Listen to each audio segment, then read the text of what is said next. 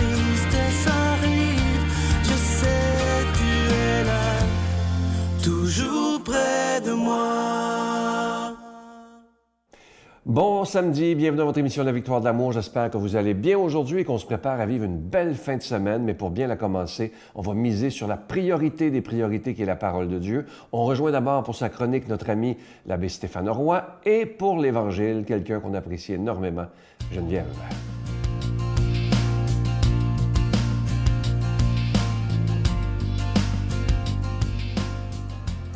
Bonjour à toi et bienvenue à cette chronique sur les chemins du cœur.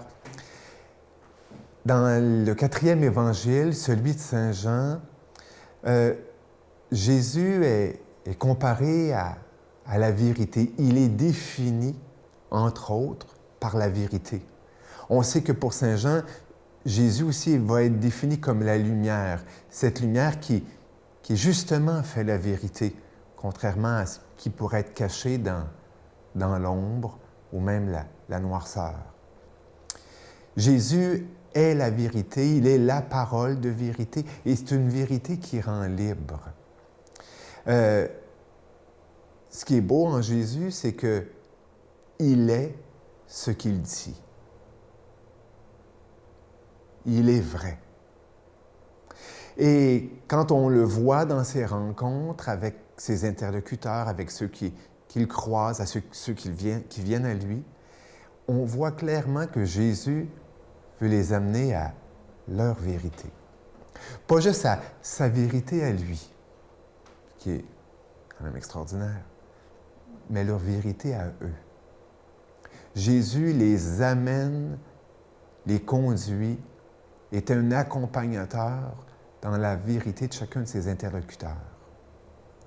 Et sur le chemin du cœur, eh bien, je trouve que c'est très important de prendre conscience de ta vérité, de qui tu es.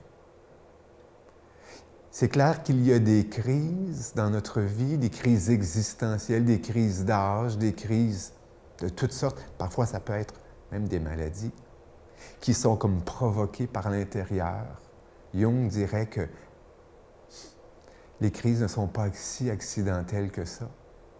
Eh bien, ces crises peuvent nous amener justement à nous poser des questions qui vont nous amener à la découverte de qui l'on est vraiment. Au-delà des dictats, au-delà des conditionnements, au-delà des masques, au-delà des attentes et des programmations de peut-être une éducation qui pas malveillante en soi, mais qui t'a amené tellement ailleurs de qui tu es fondamentalement. La vérité, la vraie vérité, elle nous rend libres. Et c'est important, je crois, que tu fasses cela. Tu prennes ce moment où tu enlèves tes masques, où tu te poses la question de qui Dieu veut que tu sois. Pas que les autres. On peut répondre facilement tout le temps aux attentes des autres, puis on n'est plus dans l'authenticité de notre être. Oui, Jésus fait la lumière, et je pense que sur le chemin du cœur, on a justement à découvrir cette lumière qui est cachée en nous. Je te souhaite une bonne semaine. À la semaine prochaine. Notre Père qui es aux cieux, que ton nom soit sanctifié, que ton règne vienne, que ta volonté soit faite sur la terre comme au ciel. Donne-nous aujourd'hui notre pain de ce jour. Pardonne-nous nos offenses comme nous pardonnons à ceux qui nous ont offensés. Ne nous laisse pas entrer en tentation, mais délivre-nous du mal, car c'est à toi qu'appartient le règne, la puissance et la gloire pour les siècles des siècles. Amen. Je continuerai à croire, même si tout le monde perd espoir. Je continuerai à aimer, même si les autres parlent de haine. Je continuerai à construire, même si les autres détruisent. Je continuerai à parler de paix, même au milieu d'une guerre. Je dessinerai des sourires sur des visages en larmes. et je tendrai les bras à ceux qui se sentent épuisés. Oui, je continuerai à croire. Je suis tellement content de vous parler du cadeau du mois d'octobre. Il s'agit de mon nouveau livre dont je suis très fier, je dois vous dire. J'y ai mis tout mon âme, tout mon cœur. Il s'agit d'un livre sur les anges. Vous savez que le mois d'octobre est le mois des anges gardiens. Leur fête était le 2 octobre dernier. Alors, le titre du livre, « Les anges messagers de Dieu », découvrez l'ange qui vit avec vous. Dans ce livre-là, premièrement, il est très facile à lire. Il n'y a rien de compliqué. Il est écrit en gros caractères et je vous donne même des exercices tout simples. Il n'y a rien d'ésotérique là-dedans, mais pour être capable d'entrer en contact avec votre ange gardien, parce que si Dieu a voulu nous donner un ange gardien dès notre conception, c'est pour qu'on puisse communiquer avec lui, bien entendu. Alors, notre ange, il est là pour nous protéger, nous guider et nous conseiller si on prend le temps de l'écouter. Alors, je vous rappelle que c'est avec un don de 25 $. Si vous en voulez deux avec un don de 40 $, je vous donne l'adresse. La Victoire de l'Amour, case postale 120, succursale Boucherville à Boucherville, J4B 5E6, je vous la redonne. La Victoire de l'Amour, case postale 120, succursale Boucherville à Boucherville, J4B 5E6. Également par téléphone, par carte de crédit du lundi au vendredi, de 8h30 à 16h30 dans le 514-523-4433, 523-4433 ou sans frais le 1-888-811-9291, 1-888-811-9291 et aussi sur notre site Internet qui est un moyen très rapide, facile, sécuritaire et efficace, le www.lavictoiredelamour.org. Alors, je vous rappelle le titre, « Les anges messagers de Dieu, découvrez l'ange qui vit avec vous. » Merci de tout mon cœur de votre grande générosité.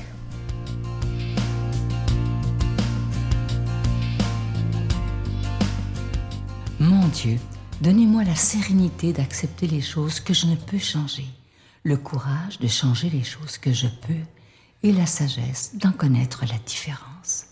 Amen.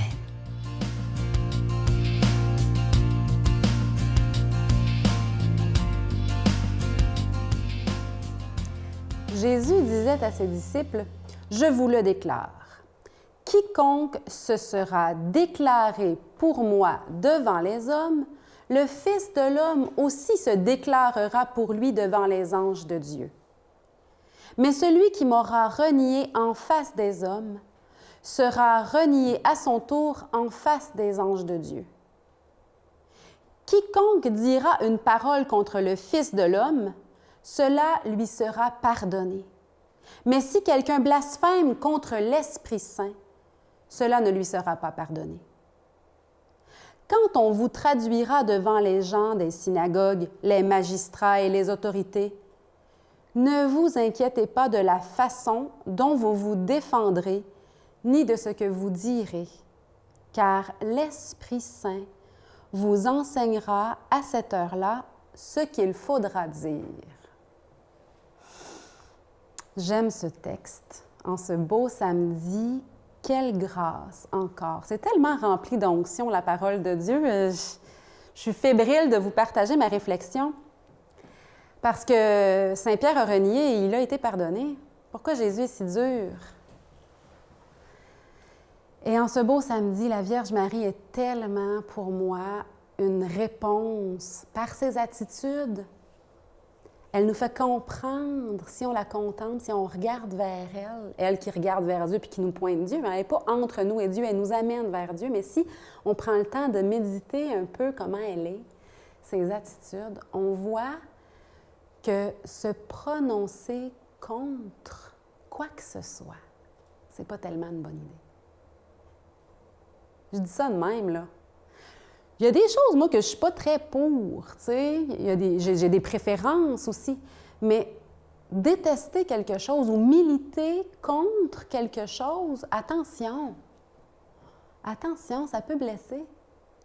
Militons pour quelque chose. Militons pour la beauté, la vie, la joie, l'amour, le respect. Aujourd'hui, c'est la Journée internationale de lutte contre la pauvreté. Militons pour le partage. Soyons des témoins par nos vies de ce que nous voulons être représentés le plus dans le monde. Des débats, juste pour vous partager, là, j'en ai horreur. Oui, non, mais oui, oui, puis non, non, non, non. Oh, Seigneur, que je suis pas capable. Moi, c'est rare que je fais silence. J'ai une grande trappe, puis j'aime ça jaser, puis j'aime ça parler, puis j'aime ça faire silence aussi, j'aime ça être en retraite, il n'y a pas de problème. Mais des débats de qui a raison, je suis pas capable. C'est juste, ça me fait rire. C'est ridicule. Je trouve ça ridicule, là. Je respecte les gens qui... Mais si vous voulez débattre de quelque chose, ce ne sera pas avec moi. On peut discuter, on peut partager nos opinions. Et il me semble que c'est l'attitude de la Vierge Marie, ça. On a le droit d'être convaincu de choses, mais dans la manière de le dire, dans la manière de s'approcher de l'opinion différente de l'autre, avec respect. L'autre a le droit de penser différemment de moi, puis j'ai le droit de penser différemment. Quand je me sens pas accueillie, moi, je disparais. Salut! Bye! Allons avec respect vers la terre sainte, la terre sacrée qui est l'autre, peu importe son opinion. Et si on veut militer pour quelque chose, ensemble, militons pour l'amour de Dieu, répandu en nos cœurs par l'Esprit Saint. Un amour indéfectible. Je pense que c'est ça que Jésus veut dire quand il dit « Qui se sera prononcé contre l'Esprit Saint? » Qui sommes-nous pour savoir qu'est-ce qui vient de l'Esprit Saint et qu'est-ce qui ne vient pas de l'Esprit Saint? Dieu seul peut juger. On a tous la facilité de porter des jugements, ceci est bien, ceci est mal, c'est normal, on est comme ça, l'être humain est ainsi fait. Mais attention, si on s'en rend compte qu'on est en train de porter un jugement, on ne le sait pas. Même un geste qu'on peut dire qui est mauvais, c'est peut-être juste un acte de charité, puis la personne s'est trompée, elle a été maladroite. Attention, on n'est pas juge des cœurs, on ne le sait pas, on ne voit pas l'invisible.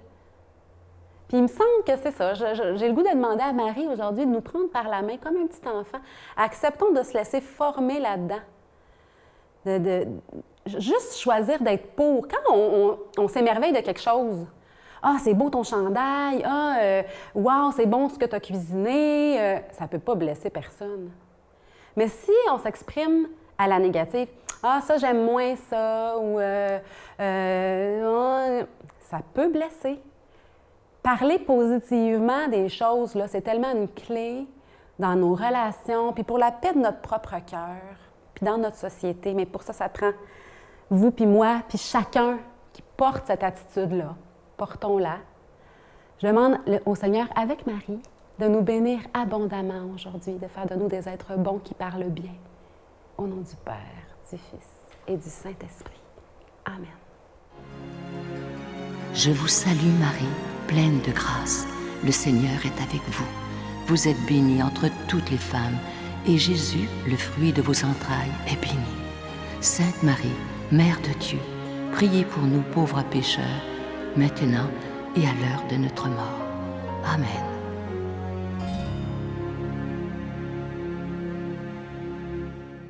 Avant de vous quitter, je veux vous rappeler de ne pas manquer l'émission de demain. Je reçois avec beaucoup de joie René Sans Façon. Il était entre autres comédien dans la série Lance et Compte. On l'avait vu quelques fois.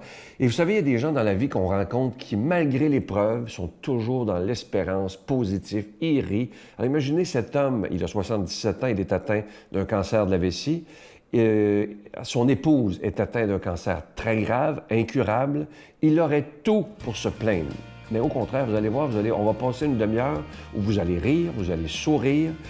Et je trouve qu'en cette période de pandémie, on a besoin de quelqu'un comme ça qui nous fait sourire. Il va même nous chanter une petite chanson que sa grand-mère et son arrière-grand-mère chantaient. Moi, je ne la connaissais pas partout. Ça s'appelle la chanson du coucou. Vous allez voir, on va passer des beaux moments. À demain. Bye. La mort, pour moi, c'est aussi le papillon qui passe au-dessus de la chenille. Puis que la chenille était fatigante. Qu'est-ce que tu fais là? Ben, regarde, j'étais comme toi avant. Et je suis devenu... voyons là. Ayez toujours un bon sourire et fermez votre parapluie. Et vous pourrez bientôt voir luire le soleil à travers la pluie.